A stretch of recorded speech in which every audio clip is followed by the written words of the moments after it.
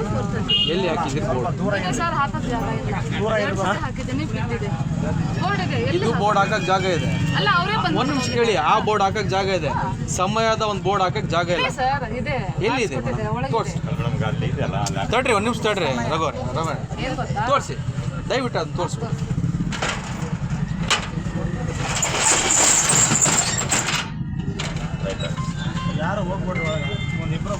ಏ ಯಾಕೆ ಹೋಗ್ತೀರಿ ಸುಮ್ಮನೆ ರೀ.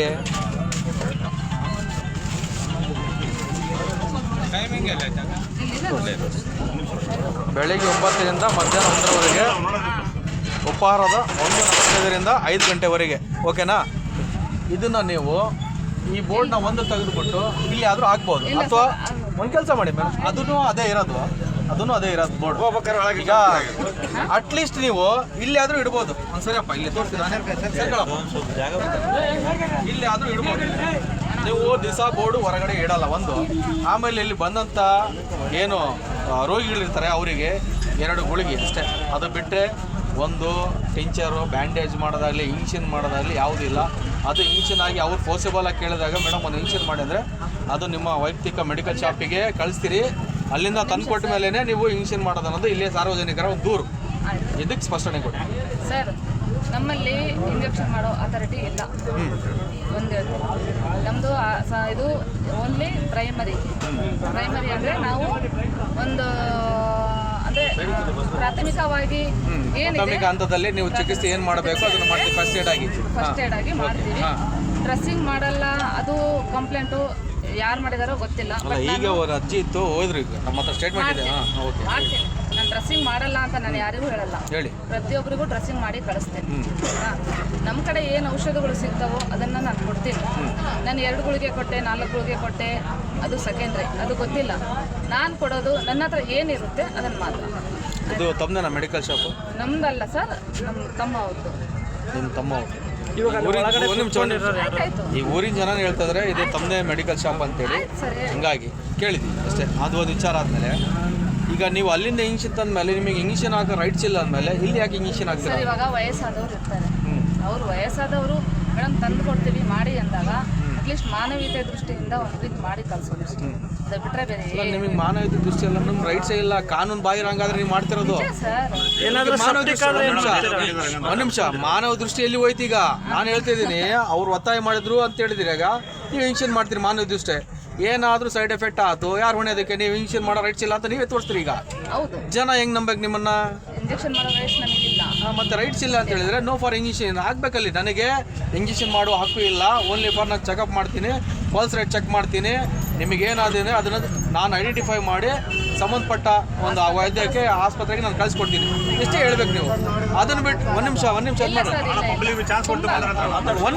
ನಿಮ್ಮದೇ ಕೇಳ್ತಾ ಇದ್ದೀನಿ, ನಿಮ್ಮ ಸಮಸ್ಯೆನೇ ಇದನ್ನೇ ಹೇಳ್ಬೇಕು ನೀವು. ಅದನ್ನು ಹೇಳ್ತಾ ಇಲ್ಲ.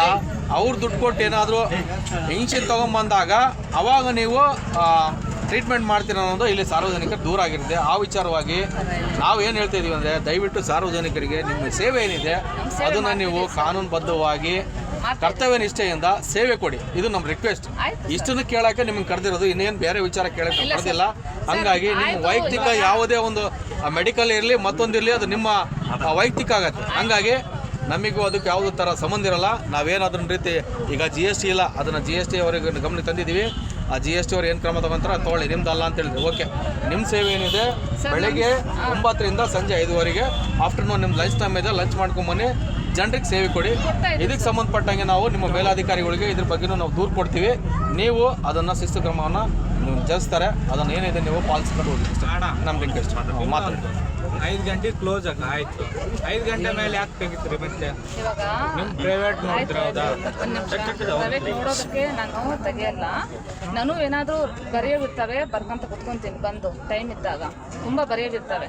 ಆಮೇಲೆ ಯಾರಾನು ಮನೆ ಹತ್ರ BP ಶುಗರ್ ಗುಳಿಗೆ ಕೊಡ್ಬಮ್ಮ ಅಂತ ಬುಕ್ ತೊಗೊಂಡು ಬಂದಾಗ ಬಂದು ತೆಗೆದು ಕೊಡ್ತೀನಿ. ಡ್ಯೂಟಿಗೆ ಹೋಗೋರು ಇರ್ತಾರೆ, ಅಂಥವರಿಗೆಲ್ಲ BP ಶುಗರ್ ಗುಳಿಗೆಗಳು ಸುಮಾರು ಒಂದು 500 ಜನ ನನ್ನ ಹತ್ರ BP ಶುಗರ್ ಗುಳಿಗೆಗಳು ತೊಗೊತಾವ್ರೆ.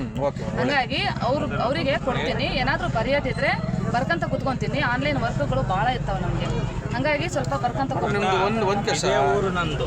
ಗೊತ್ತು ಅವ್ರು ಇದೇ ಊರವ್ರು. ಇದೇ ಆಟೋ ಸ್ಟ್ಯಾಂಡ್ ಗೊತ್ತು ಎಲ್ಲರಿಗೂ ಗೊತ್ತಿದ್ದೇ ಐತೆ. ನೀವು ಸಾಯಂಕಾಲ ನೋಡ್ತೀರಿ ಅಂಬೋದು. ಗೊತ್ತು ಅದನ್ನೇ ಹೇಳ್ತಾ ಇದ್ದೀನಿ ಹೌದಾ ಅಣ್ಣ ನಿಜವಲ್ಲ ಅಣ್ಣ ಸಾಯಂಕಾಲ ನೋಡ್ತಾರ ಇವರು ನೋಡ್ತಾರಾ ಮತ್ತೇನೋ ಬುಕ್ ಅಲ್ಲ ಒಂದ್ ನಿಮಿಷ ಇಂಜೆಕ್ಷನ್ ಹಾಕ್ಸ್ಕೊಂತಾರ ಅಣ್ಣ ಸಾಯಂಕಾಲ ಇಂಜೆಕ್ಷನ್ ಹಾಕ್ತಾರ ಅಣ್ಣ ದಯವಿಟ್ಟು ಹೇಳ ಸಾಯಂಕಾಲ ಇಂಜೆಕ್ಷನ್ ಹಾಕ್ಸ್ಕೊಂತಾರ ಹಾಕ್ಸ್ತಾರ ದುಡ್ಡು ಇಸ್ಕೊಂತಾರ ನೋಡೋದೇನ ಆಮೇಲೆ ಇರಲ್ಲ ಸ್ವಲ್ಪ ಏನಾದ್ರು ಪೇಷಂಟ್ ಬಂದಾರಂದ್ರ ಸ್ವಲ್ಪ ಇರ್ತಾರೆ ಏನ್ ಪ್ರಾಬ್ಲಮ್ ಅಂತ ಹಿಡ್ಕೊಂಡು ನೋಡೋಣ ಬರತ್ ಕಡೆ ಭಯ ಬರ್ಕೊಡೋದಲ್ಲ ಅಲ್ಲ ಓಕೆ ಓಕೆ ಅಲ್ಲ ಮತ್ತೆ ದುಡ್ಡು ಇಸ್ಕೊಳೋದು ಸಾಯಂಕಾಲ ಸಾಲ ಜನಗಳಿಂದ ಬರ್ತಕ್ಕಂಥ 100% ಸರ್ಟಿಫೈ ಮಾಡಕ್ ಯಾವುದನ್ನು ಆಗಲ್ಲ, ನಮಗೆ ಗೊತ್ತು. ನಾವು ಈ ಕರಪ್ಷನ್ 100% ಒಂದ್ ನಿಮಿಷ ಮೇಡಮ್, ಈ ಸಮಾಜನ 100% ನಾವು ಬದಲಾವಣೆ ಮಾಡ್ತೀವಿ ಅಂತ ನಮಗೂ ಬಿಲಿವಿಲ್ಲ, ನಾವು ಮಾಡಲ್ಲ. ಹಂಗಾಗಿ ಇರ್ತಕ್ಕಂಥ ಸೇವೆಯಲ್ಲಿ ನೀವು ಆತ್ಮಸಾಕ್ಷಿಯಾಗಿ ಅವ್ರಿಗೆ ಸೇವೆ ಕೊಡಿ ಅಂತ ಹೇಳ್ತೀನಿ, ರಿಕ್ವೆಸ್ಟ್. ಓಕೆನಾ? ಇದು first and last warn. Second ಏನಾದ್ರು ನಿಮ್ಮ ಊರಿಂದ ಯಾವ್ದಾದ್ರು ಒಂದು ಕಂಪ್ಲೇಂಟ್ ಬಂದ್ರೆ ಇದಕ್ಕೆ ಸಂಬಂಧಪಟ್ಟಾಗೆ ನಾವು ಮೇಲಧಿಕಾರಿಗಳಿಗೆ ಗಮನಕ್ಕೆ ತರ್ತೀವಿ, ದೂರು ಕೊಡ್ತೀವಿ. ಅದಾದ್ಮೇಲೆ ಏನಾಗುತ್ತೆ ಕ್ರಮ ಕೈಗೊಳ್ತಾರೆ. ಓಕೆನಾ ಮೇಡಮ್? ನಾಳೆ ಸಾಯಂಕಾಲ 6 ಗಂಟೆ ಓಪನ್ ಮಾಡೋದು ನೀವು ಅಲ್ಲ, 6 ಗಂಟೆಲ್ಲ ಅವ್ರ ಟೈಮಿಂಗ್ ಏನಿದೆ ಅದು ಮಾಡಿ. ನಿಮ್ಮ ಆಮೇಲೆ ಖಾಸಗಿ ಟೈಮ್ನಲ್ಲಿ ನೀವು ಓಪನ್ ಮಾಡಂಗಿಲ್ಲ. ಇದು ಸರ್ಕಾರದಾಗಿರುತ್ತೆ. ನಿಮ್ಮ ಏನೇ ಕೆಲಸ ಇರಲಿ ನಿಮ್ಮ ಮನೇಲಿ ಮಾಡ್ಕೊಂಡು. ಈಗ ಜಲ್ದಿ ನಾನು ಜಾರಿ ಬಿದ್ದುಬಿಟ್ಟೆ, ತಲೆಗೆ ಏನೋ ಬಿತ್ತಪ್ಪ, ಅದು ಅವ್ರು ಫಸ್ಟ್ ಏಡ್ ಮಾಡಲ್ಲ, ಆ ಸಮಯ ಇಲ್ಲ ಅವ್ರಿಗೆ ಏನಿಲ್ಲ. ಆಮೇಲೆ ನೀವು ನಿಮ್ದು ಟೈಮಿಂಗ್ ಏನಿದೆ ಮೇಡಮ್, ಒಂದು ಫೋನ್ ನಂಬರ್ ಹಾಕಿ. ಅಕಸ್ಮಾತಾಗಿ ನೀವು ಯಾವುದೋ ಮನೆ ಕಾರಣಕ್ಕೆ ಹೋಗಿದ್ರಿ, ಯಾವ್ದು ಕೆಲಸಕ್ಕೆ, ನಿಮ್ಮನ್ನು ಬಂದು ಸಂಪರ್ಕ ಮಾಡೋದು. ನಂಬರ್ ಎಲ್ಲಿದೆ ನಿಮ್ಮದು? ಎಲ್ಲಿದೆ? ಇವಾಗ ನಾನು ಇಡ್ತೀನಿ ಅನ್ಕೊಳ್ಳಿ, ಆಯ್ತು ಮೇಡಮ್ ಒಂದ್ ನಿಮಿಷ, ಈ ಬೋರ್ಡ್ ಬಿಡ್ತಾರ ಅಂತ ಹೇಳಿದ್ರೆ ಈ ಬೋರ್ಡ್ ಯಾಕೆ ಬಿಡಲ್ಲ ಜನ? ಸರ್ ಇದು ಒಂದ್ ತೆಗೀರಿ, ಅದು ಸರ್ಕಾರದ ಇದು ಸರ್ಕಾರದ ಏನಿದೆ, ಹೊಡೆದು ಹೋಗಿದ್ದಾರೆ ಸರ್. ನೀವು ಒಂದ್ ಹಾಕಿ, ವ್ಯವಸ್ಥೆ ಮಾಡಿ, ಏನಾದ್ರು ಮಾಡಿ. ಆ ಕಡೆ ಪಕ್ಕಕ್ಕೆ ಹಾಕಿ. ಒಂದೆರಡು ದಿನ ಕಟ್ಟಿದ್ದೆ. ಇಲ್ಲ, ಒಂದ್ ನಿಮಿಷ ಪೇಂಟ್ ಇಂದ ಬರ್ಸಿ ಹೋಗ್ಲಿ, ಟೈಮಿಂಗ್ ಬರ್ಸಿ ಅಷ್ಟೇ. ಅಲ್ಲ, ಒಂದ್ ನಿಮಿಷ ಟೈಮಿಂಗ್ ಬರ್ಸಿ ಮೇಡಮ್. ನಿಮ್ಮ ವೈದ್ಯಕೀಯ ಸೌಲಭ್ಯ ಸಮಯ ಬರ್ಸಿ ಅಷ್ಟೇ. ಬಿಲ್ಡಿಂಗ್ ಇಲ್ಲ ಒಂದು, ಆ ಬಿಲ್ಡಿಂಗ್ ಅಲ್ಲಿ ನಾವು ರೆಂಟೆಡ್ ಬಿಲ್ಡಿಂಗ್ ಅಲ್ಲಿ ನಾವು ಏನು ನೋಡ್ರಿ ಅವರು ಮೇಡಮ್, ಸರ್ಕಾರ ಒಂದ್ ನಿಮಿಷ, ಸರ್ಕಾರಕ್ಕೆ ಕಟ್ಟಡ ಕಟ್ಟಬೇಕಂದ್ರೆ ಹೇಳಿದ್ರೆ ದೊಡ್ಡ ವಿಚಾರ ಅಲ್ಲ. ಒಂದ್ ನಿಮಿಷ ಒಂದು ಸ್ಟಿಕ್ಕರ್ ತಂದು ಹಾಕ್ಬಿಟ್ರೆ ಆಯ್ತಲ್ಲ ಮೇಡಮ್, ಸೆಲ್ ನಂಬರ್ ಹಾಕ್ಬಿಟ್ರೆ ಆಗತ್ತಲ್ಲ ಮೇಡಮ್? ಬೇಡ ರೀ, ಅವ್ರ ಸೆಲ್ ನಂಬರು ಬೇಡ ಅವ್ರಿಗೆ, ಅದು ಅಷ್ಟು ಹಾಕಕ್ ಬರಲ್ಲಂತೆ. ಒಂದು ಬೋರ್ಡ್ ತೆಗ್ದಿಡ್ರಿ ಸರ್, ನಮ್ಗೆ ಜನ ಕೇಳ್ತಿದ್ರೆ ನಮ್ಮ ಸಮಯ ಏನಂದ್ರೆ ಈ ಬೋರ್ಡ್ ಹಾಕಿದ್ವಿ, ತೆಗಿಸ್ಬಿಡಿ ಮೇಡಮ್, ಅದನ್ನ ತೆಗಿಸಿ ಬೋರ್ಡ್ ತೆಗಿಸ್ಬಿಡಿ. ಈಗ ಜನ ನಮಗೆ ಪ್ರಶ್ನೆ ಮಾಡ್ತಾ ಇದ್ದಾಗ ಜನರಿಗೆ ಆನ್ಸರ್ ಕೊಡಬೇಕು. ಅಧಿಕಾರಿಗಳಿಗೆ ಆನ್ಸರ್ ಕೊಡ್ಬೋದು, ಇಡೀ ಊರ್ ಜನರಿಗೆ ಆನ್ಸರ್ ಕೊಡಕ್ಕಾಗಲ್ಲ ನಿಮಗೆ. ಅದನ್ನ ರಿಸೀವ್ ಮಾಡ್ಕೊಬೇಡಿ ದಯವಿಟ್ಟು, ಅಷ್ಟು ಮಾಡಿ ನೀವು ದಯವಿಟ್ಟು. ಆಮೇಲೆ ಒಳಗಡೆ ಏನೇನಿದಾವೆ ಏನಿಲ್ಲ ಅದೇ ಅವ್ರು ಹೇಳ್ತಿದ್ರಲ್ಲ, ಓನ್ಲಿ ಫಾರ್ ಟ್ಯಾಬ್ಲೆಟ್ಸ್, ಸ್ಟೆಥೋಸ್ಕೋಪ್ ಇರ್ತತೆ, ಆಮೇಲೆ ಥರ್ಮಾಮೀಟರ್ ಇರ್ತತಿ ಇವ್ರದ್ದು ಅಷ್ಟೇ.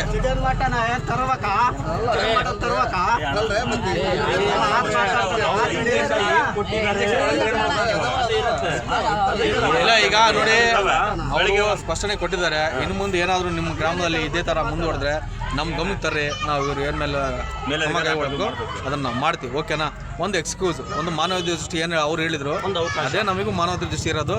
ಯಾರು ತಪ್ಪು ಮಾಡಿದಾಗ ತಿದ್ಕೊಳ್ಳಿ ಅಂತ ಒಂದು ಅವಕಾಶ ಕೊಡ್ತೀವಿ. ತಿದ್ಕೊಂಡಿಲ್ಲ ಅಂದ್ರೆ ಪನಿಷ್ ಆಗತ್ತೆ ಮುಂದೆ. ಅವ್ರಿಗೆ ಒಂದು ಚಾನ್ಸ್ ಇದೆ, ದಯವಿಟ್ಟು ನೆಕ್ಸ್ಟ್ ಟೈಮ್ ಇದೇ ತರ ಆದ್ರೆ ದೂರು ಕೊಡಿ, ದಯವಿಟ್ಟು ತಿಳಿಸಿ. ಅವ್ರ ಮುಂದೆ ಮೇಲಧಿಕಾರಿ ಹಾಕ್ಬಿಟ್ಟು ಅದೇನು ಆಕ್ಷನ್ ತಗೊಂತಾರೆ. ಒಂದು ನಾನು ಇವ್ರ ಹತ್ರ ಮನವಿ ಮೇಡಮ್, ನಿಮ್ಮ ಇದಕ್ಕೆ ಏನಾದರೂ ಜನಗಳು ಏನಾದ್ರು ತೊಂದರೆ ಕೊಟ್ಟರೆ ಅಂದ್ರೆ ಬ್ಯಾನರ್ ಅರಿಯೋದು ಆಗಲಿ ಆ ಥರ ಇದ್ರೂ ನಮ್ಮ ಗಮನಕ್ಕೆ ಇವ್ರು ಪ್ರೇಮ್ ಅವ್ರು ಇರ್ತಾರೆ. ಇವಾಗ ಇವಾಗ ನಿಮ್ಮದು ಸಿ ಸಿ ಮೆಡಿಕಲ್ ಶಾಪಿಂದು madam, medical shop C C camera ಇರ್ತದೆ. ಅದು ಏನು ಮಾಡ್ಯಾರ ಈ ಜನ ಯಾರು ಇರ್ತಾರೆ ಅಂತ ಗೊತ್ತಾಗುತ್ತೆ.